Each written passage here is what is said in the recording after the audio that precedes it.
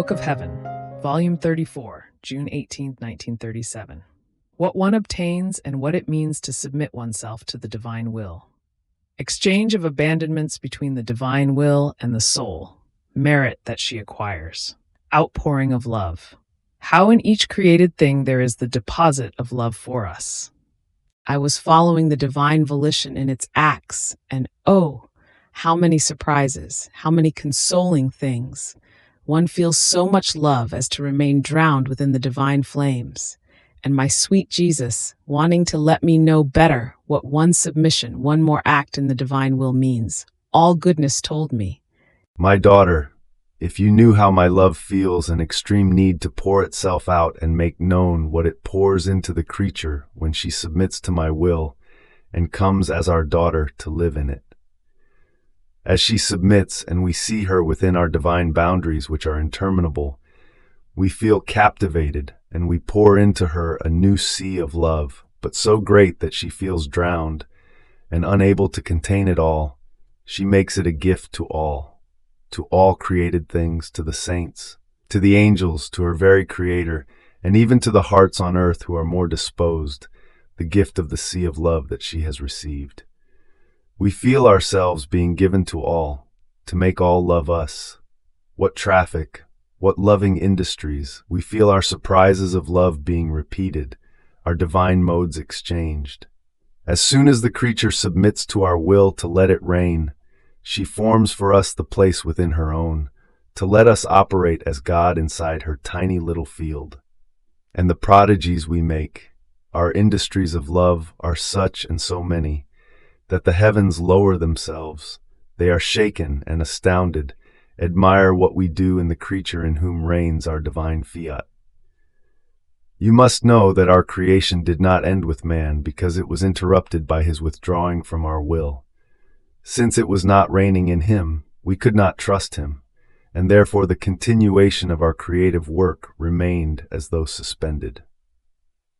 This is why we anxiously await his return into the arms of our fiat, that he may let it reign. Then will we resume the continuation of creation, and oh, how many beautiful things we will do.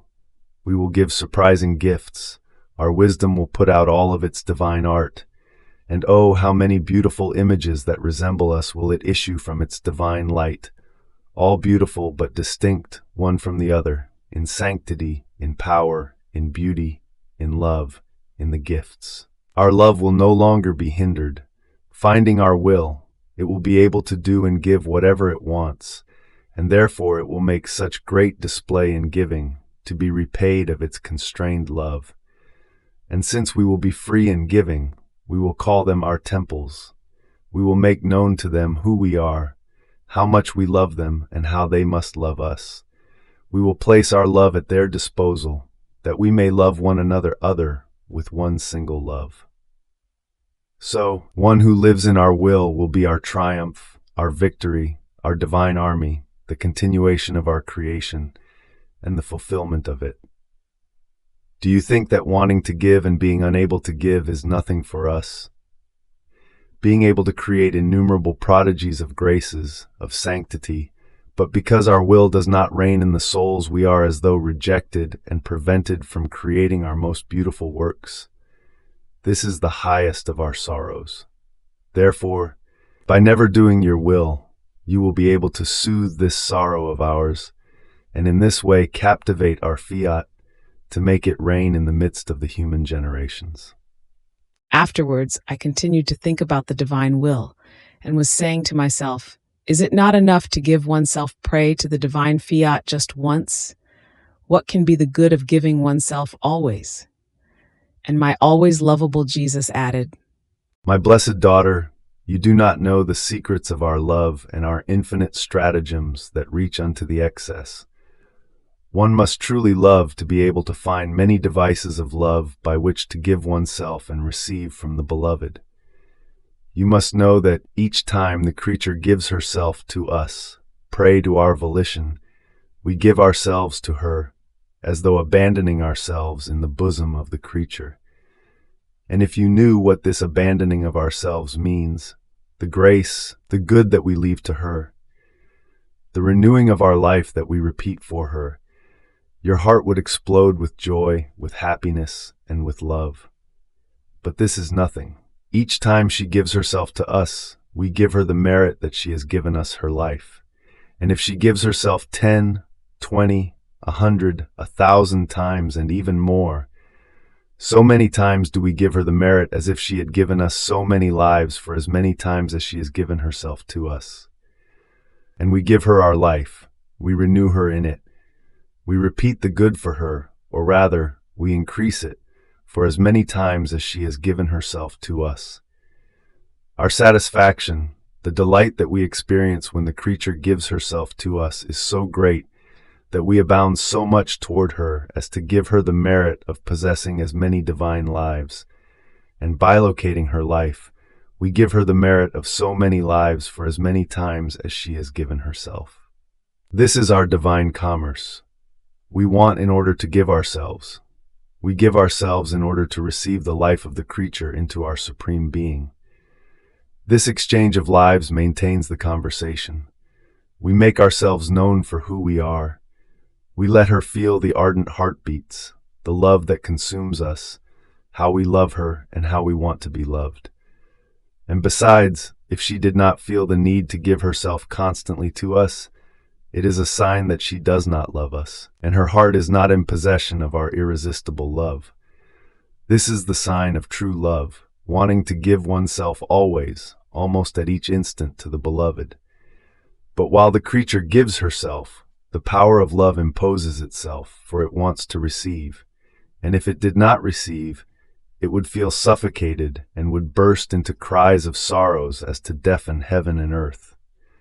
This is why, in order not to reach such pangs of sorrow, my love awaits the creature's giving herself to me, and immediately I give myself to her, with all the infinity of our will. Later, I was continuing my round in creation, and oh, how many beautiful surprises. Each created thing was telling me how much God loved me. Each of them possessed a space that contained a deposit of love that was to tell me always, He loves you, your Creator loves you. I remained surprised, and my sweet Jesus, coming back, continued. My daughter, you know that creation was an outpouring of our love, and as we issued the creation to the light of day, we kept everyone present. Not a single creature escaped us, and we placed for each of them, in each created thing, a deposit of love that was to love her and always say to her, He loves you, your Creator loves you. So if the created things run in order to give to creatures the good that they possess, it is our love that makes them run. If the heavens extend above everyone's head, it is our deposit of love that gives them the right. If the sun gives its light to all, that is the inheritance of love that each one holds in the Son of their Creator. If the earth is stable under her steps, it is our deposit of love that makes Mother Earth take the creature as though onto its lap, and securing her step, makes it say to her, under her feet, He loves you. He who created you loves you. If water quenches your thirst, it is our cry of love that runs in the water and quenches your thirst, washes you, gives sap to the plants, and the so many other benefits it produces. If the fire does not burn you, it is our deposit of love, which is the property of creatures, that cries out, warm our daughter, do no harm to her. And so with all other things. Now I want to tell you something consoling.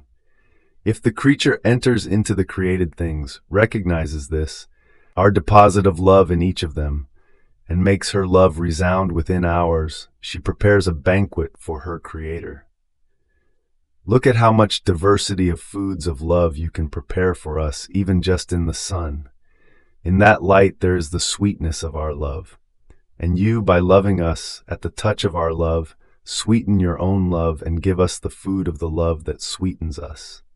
In that light there are the flavors of our love, and you, by loving us, give us the joys of the many flavors of our love. In that light there is our fecund love, the love that wounds, burns, and consumes. And you, by loving us, will acquire into your love the divine fecundity, the virtue of wounding us, and of burning and being consumed for us. There is also the variety of colors that embellishes everything. And you, by loving us, will acquire the virtue of the beautiful love in which you will remain as though wrapped with an enchanting beauty. And, oh, how enraptured we will feel. Daughter, if I wanted to tell you the multiplicity and diversity of love that we have placed in each created thing for each creature, and how she has the duty to know this multiple love of ours in order to find the model by which to love us with many distinct loves as we have loved her, I would never end. But, alas, our love remains isolated without the company of the love of the creature, and this a sorrow for us, that our love is not recognized in each created thing, while all of them have the mandate from us to love her with a distinct love. In the wind runs the blowing of our kisses, the waves of our loving caresses, the moans of our suffocated love. In the might of the wind runs our ruling love that wants to make itself known in order to rule over all, and at times it reaches the point of nearly speaking, almost with deafening screams, so that the creature may hear nothing but our love that loves her. Oh, if the creature recognized our love that runs in the wind, she would return our kisses and our caresses with hers. After all, why do we kiss her and caress her? Because we want to be kissed and caressed by her. She would moan together with our love so as not to let us suffocate. She would love us with our ruling love and hers, and screaming together with our love, she would deafen all by saying, let us love he who so much loves us. Even in the air that all breathe, how much love does not run. But no, not at intervals like in the other created things. Rather, in each instant, in each breath. If she sleeps, if she works, if she walks, if she eats, our love runs always, but with a love that is distinct and new, compared to all other created things. In the air runs our love that gives life with an enchanting rapidity such that no one can resist it.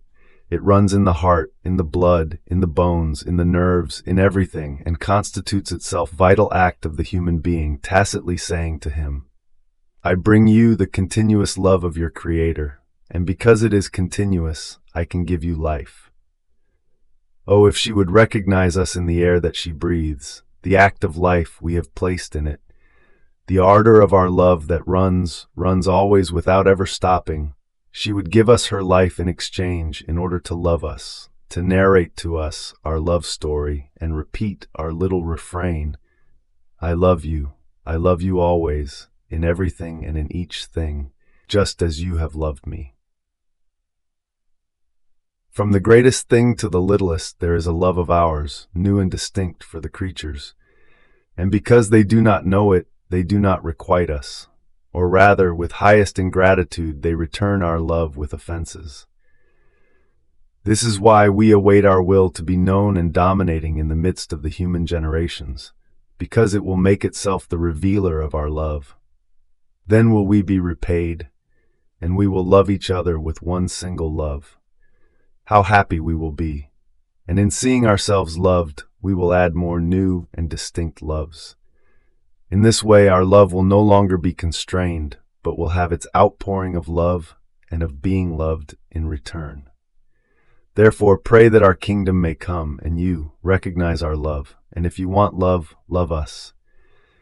If we do not find our love in the creature, we don't know what to give her, nor what to do with her, because the prop is missing on which to lean our graces, and the first element that forms our life in her. Fiat.